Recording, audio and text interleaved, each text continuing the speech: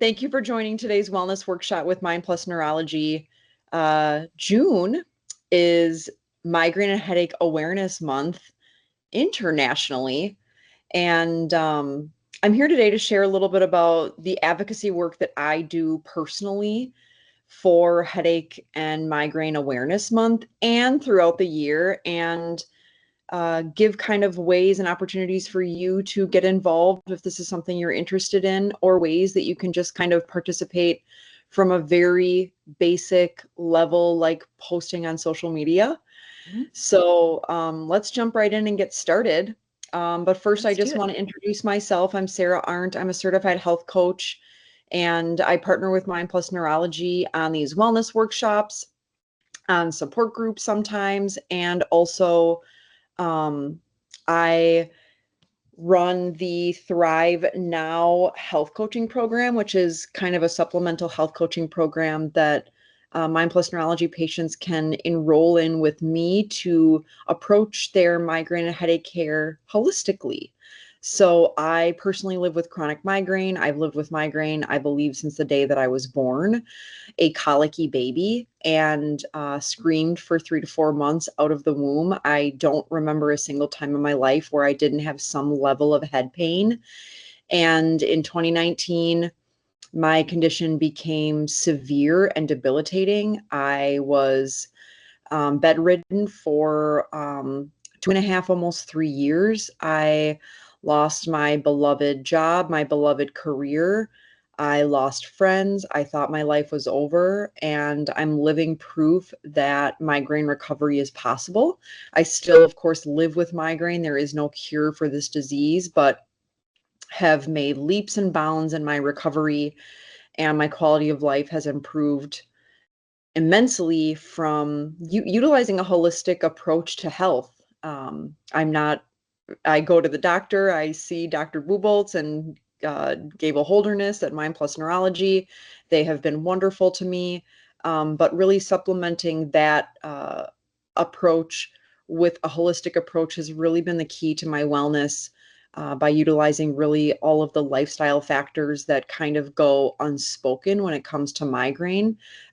It's really often that, patients will be told about all the pharmaceutical options, but there are so many other options when it comes to migraine and headache care. And taking a holistic approach, I think, is suitable for anyone and everyone. So if you're watching today and you're interested in learning more about that, um, feel free to contact Mind Plus Neurology, and they'll get you in contact with me to set up a free consult to review what you're going through and how working together could potentially be of help to you.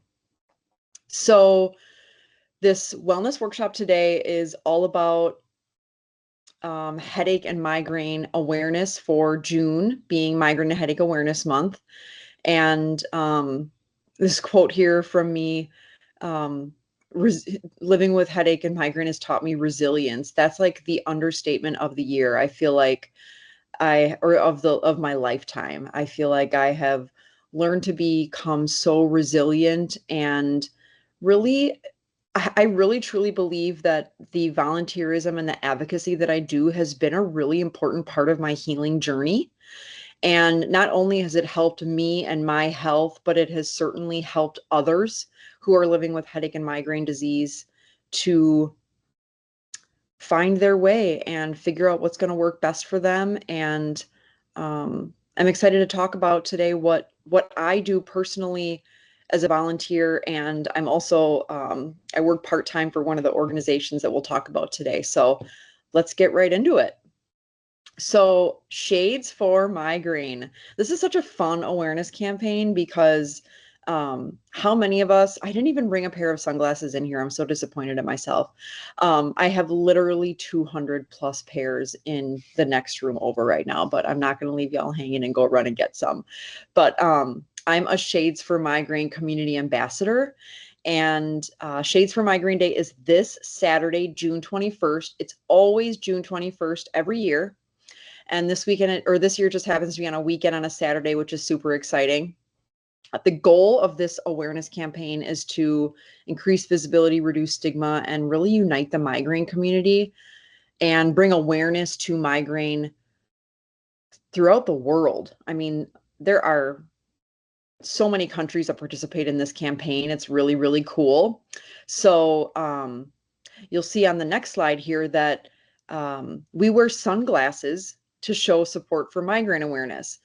I'm not sure if you have experienced light sensitivity with your migraine, but for my entire life, I have experienced light sensitivity. And like on a bright sunny day like today that we have here in Wisconsin, I couldn't go outside without sunglasses or minimally a hat on because the light can be so triggering for my migraine brain. But I also know how important sunlight is for overall health and well-being. So it's really cool because we get to kind of wear sunglasses like we normally do anyway to show support for migraine awareness. So on June 21st, the idea is to post a photo of you on social media wearing any pair of sunglasses. Shades for Migraine distributes sunglasses for free at various events all over the country, all over the world. I will be at the farmers market in Sheboygan, where I live, on Saturday. I have a free nonprofit booth that I get to just hand out free sunglasses and encourage people to take a photo of themselves wearing sunglasses and using the hashtag Shades for Migraine. I'd also encourage you to tag Shades for Migraine. And you certainly can tag myself, the Migraine Maven, on Instagram and Facebook, and Mind Plus Neurology as well, so that we can see what you've been up to and reshare your photo on our pages as well.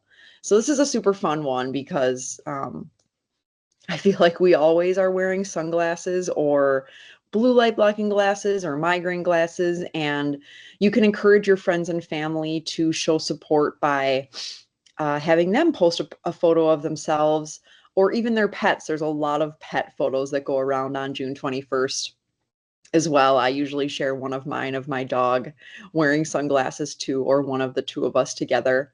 So you can encourage your friends and family to show support for migraine and headache awareness by taking a photo on this Saturday, June 21st, wearing sunglasses and using this hashtag and these tags for these different accounts.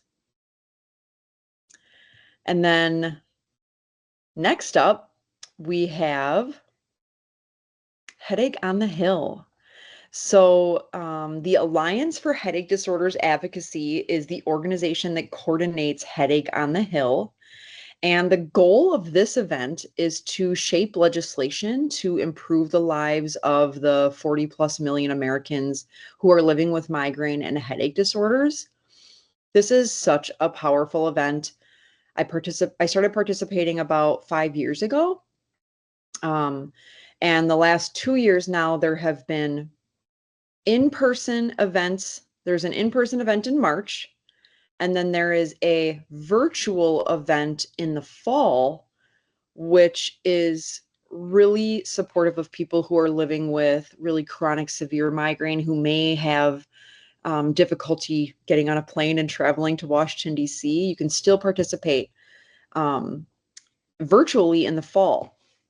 So, Tracy, if you want to go to the next slide, Headache on the Hill is where patients, caregivers, and physicians meet with lawmakers. So me being from Sheboygan, Wisconsin, I meet with our Congressman, Representative Glenn Grothman, Senator Tammy Baldwin, Senator Ron Johnson, and we get to share our stories with them about how migraine and headache has become such a disabling part of my life, and why the legislation that we're asking for, there's always very specific asks that they give us and train us on to be speaking with our lawmakers on. But sharing our story is a really powerful way to kind of connect those dots and have them understand that migraine isn't just a hangover headache. It's a lot more severe than that. It needs to be taken seriously.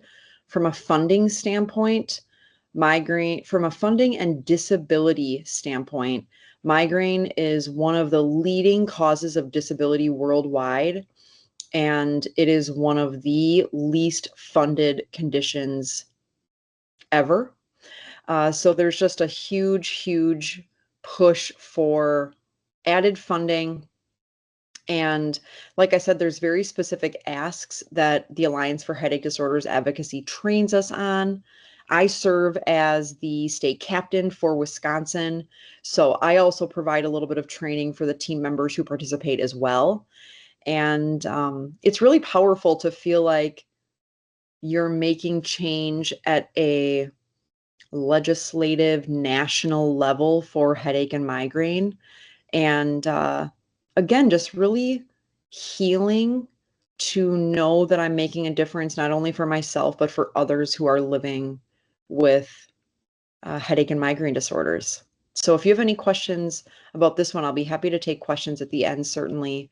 And I'll share my contact information at the end as well. If you're interested in participating in an event like this, I'd be more than happy to share information, or you can always go to any of these organizations' websites. They all have their own individual websites as well. And then Migraine at School. This one is very near and dear to my heart. I was a volunteer for a couple years before I applied and was offered a part-time position at Migraine at School. And really the goal of this organization is to support the 1 in 10 children who are living with migraine and headache disorders. Every single child deserves a high quality education, and supporting the educators, the teachers, the school nurses, the administrative staff, the families, so the parents, caregivers, guardians, and then of course the students, the children who are living with these diseases, helping them to understand what migraine is in children, helping them understand how to get the support that they need, how to get accommodations in school for them to be successful and get the education that they deserve, is really the initiative of Migraine at School. And if you want to go to the next slide, Tracy, my primary role at Migraine at School is outreach. So what I do is I do presentations virtually and in person for school districts in Wisconsin and beyond. I've done some in Illinois as well, and I'll be branching out to even more states this year and in the coming years. And I educate primarily school nurses, because they're kind of the closest touch point to children in schools who are living with these conditions. I educate them on migraine in children, what it looks like, how to identify it, how to support these kids, and how to make sure that they're getting the resources that they need and the accommodations that they need to support their education and, of course, most importantly, their health. So you can get involved in Migraine at School by becoming an ambassador. And you can sign up to become an ambassador right on Migraine at School's website. There is a very simple, brief online training program that you can do to become an ambassador. And if you have any questions about what you can do to help support children in your community or beyond, I'd be happy to answer any questions. You can email me. We can have a call. But this is such an important organization because for me personally, I really suffered as a kid in school. I didn't get the support that I needed. I would go to the nurse's office and complain of head pain and nausea and was just told it was a bellyache, go back to class, you're fine. And unfortunately, the nature of migraine is that it has the capacity to chronify over time. I want to be really crystal clear about the fact that migraine, by definition, is a chronic disease. But there are people who live with episodic migraine who maybe get a migraine attack 1 to 10-ish times a month. And that's considered episodic migraine, but it's still considered a chronic disease because there's no cure. It will likely last a lifetime. And that episodic migraine is opposed to chronic migraine, 15 or more migraine or headache days per month. Also a chronic disease, but called chronic migraine because of how frequent the migraine attacks are occurring.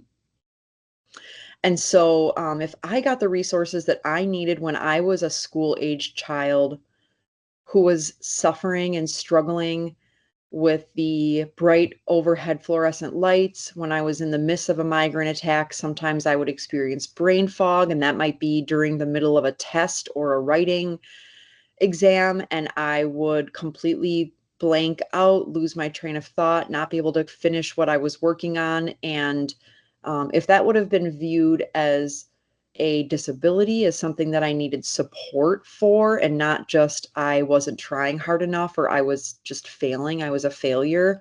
That's kind of how I got categorized many times. And if I would have had these accommodations and this type of support and resources when I was a school age child, perhaps my migraine condition wouldn't have chronified and become as severe as it did in 2019 when I was bedridden, lost my job, thought my life was over. And so prevention really is key when it comes to migraine at a pediatric level. And sadly, there are so many children who are suffering with chronic migraine, missing a ton of school, getting in trouble from a truancy standpoint. And those are the types of things that this organization helps to support. So if you're interested in being a Migraine at School ambassador, let us know. We would love to get you the resources to do the brief training online and start making an impact in your local community. And then last but certainly not least is Miles for Migraine. This is a really fun one because it involves getting together in person and having a really strong community, which is a really important part of healing, in my opinion, is having a community to support you and rally with, for, and around you. And so the goal is to raise awareness and funds while building a strong local community for people affected by migraine and other headache disorders. You can go ahead, Tracy, to the next one. And we happen to have an event right here in Wisconsin at Hart Park in Wauwatosa on Saturday, August 9th. The event begins at 9:30 a.m. And you can also certainly participate remotely and do a walk around your local neighborhood if you'd like. Or if you're not feeling well, part of this event is a relax event. So there's always a relax tent at the Miles for Migraine event, which if you go to a typical walk event or 5K run event, usually relaxing isn't like a big theme of the event, but we're really understanding of the fact that people who live with migraine and headache disorders might not always feel well enough to go on a walk at 9:30 in the morning or a timed 5K run.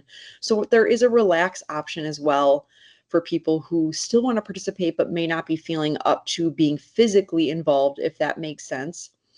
And what you can do to sign up for Miles for Migraine is go to their website. Tracy could maybe even throw a link in the chat for our local Wisconsin event, how to sign up. You can sign up as an individual. You can sign up on a team.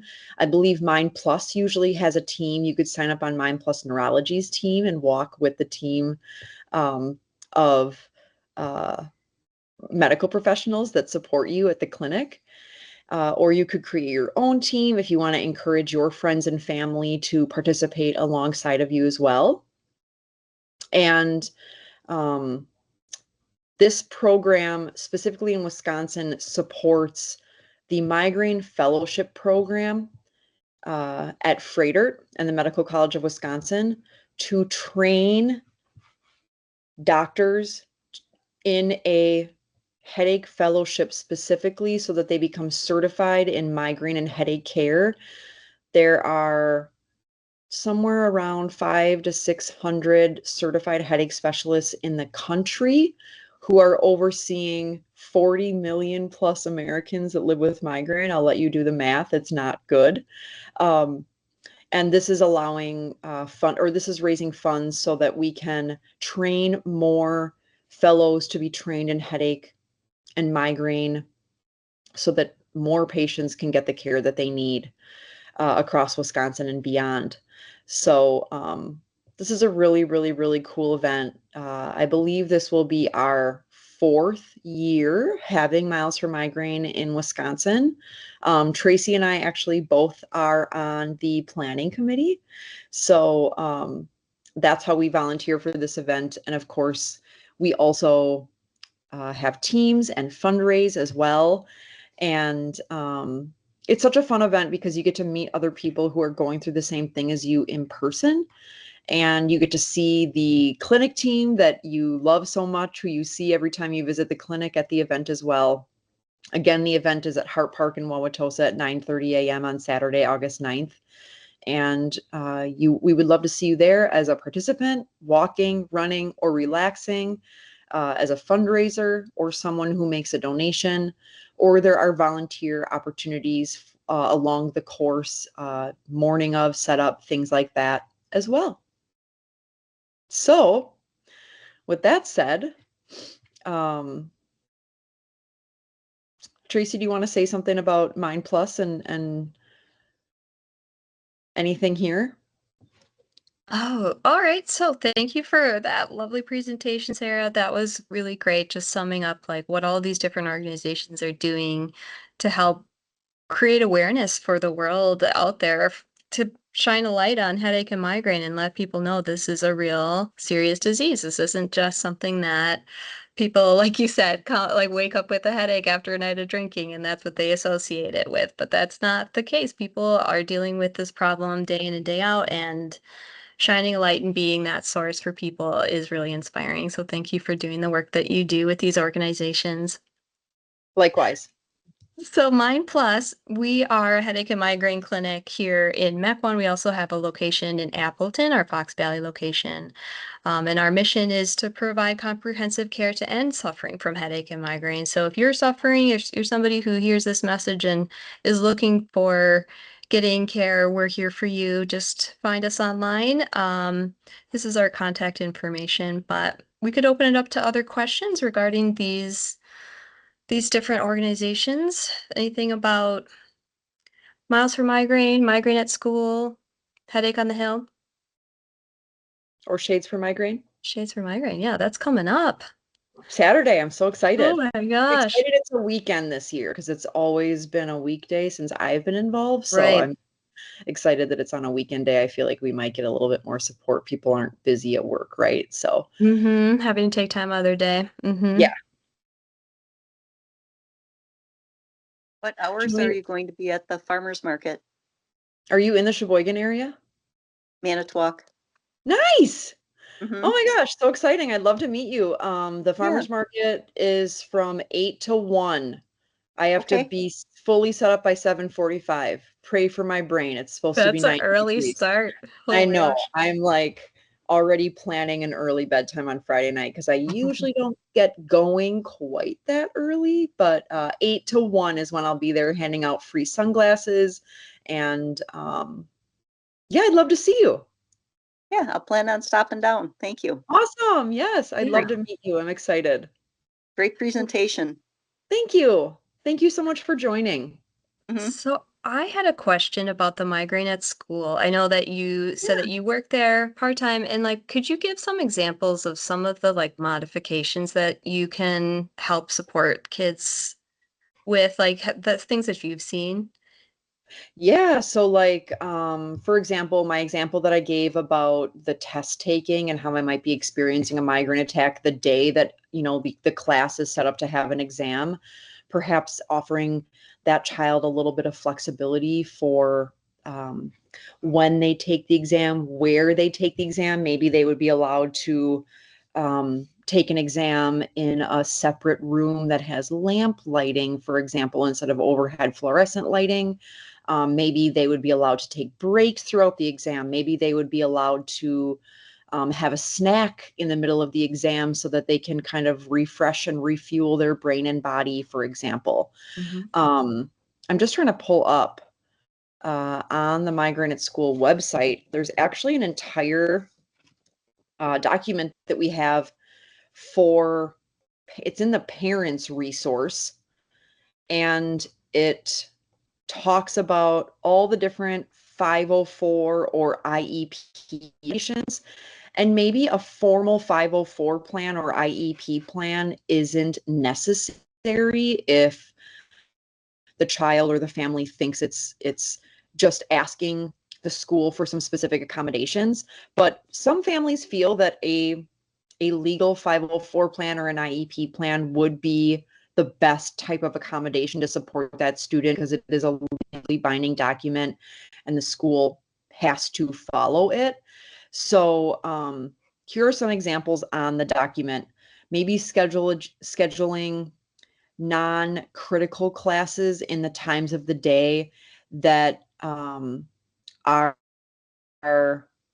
harder for the students. So in this example, actually on the form, it says schedule non-critical classes in the morning. It may be more difficult to do heavy thinking. For me personally, mornings are better. When I wake up, my head is the clearest and freshest. As the day goes on, early afternoon, evening time, that's when my head kind of starts to get overwhelmed with stimuli. So for me, maybe having critical classes in the morning and maybe non-critical classes in the afternoon could be an accommodation example. Extended time to complete assignments, using some type of note taker or someone to take notes for the student could be an example of an accommodation. Testing in a quiet, dimly lit room, taking ACT and SAT tests over multiple days, maybe only one section per day, because that could be really helpful for someone who is experiencing migraine to take those numerous hour-long tests all in one day. Modify PE or physical education could be really, really helpful. Access to a school counselor or social worker for anxiety, depression, student allowed to have snacks or take breaks as needed, have a water bottle next to their desk. I think that's a little bit more common now since COVID. Um, did my videos freeze? Oh, It I'm did back. a little bit. Good. I think having a water bottle on desk is a little bit more common since COVID, but whenever I do a presentation, I always joke about how as a kid growing up in the 90s, no wonder I had migraine so severely because I was only allowed to get a drink from the water fountain like twice a day for 10 seconds and then back to class. So like kids are allowed to have water at their desks now, which is hugely helpful from a health standpoint all around, not just for kids with migraine and headache disease, but yeah, if you go to Migraine at School's website, the parents section, there's a parent resource that can be downloaded. That's where those 504 accommodations can be found. Really great website to check out. All the websites that we talked about today would be really great for you all to check out just to learn a little bit more about all of these organizations. And if you're interested in getting involved, there's a tab on all of these websites for you to sign up to be on the newsletter, to volunteer.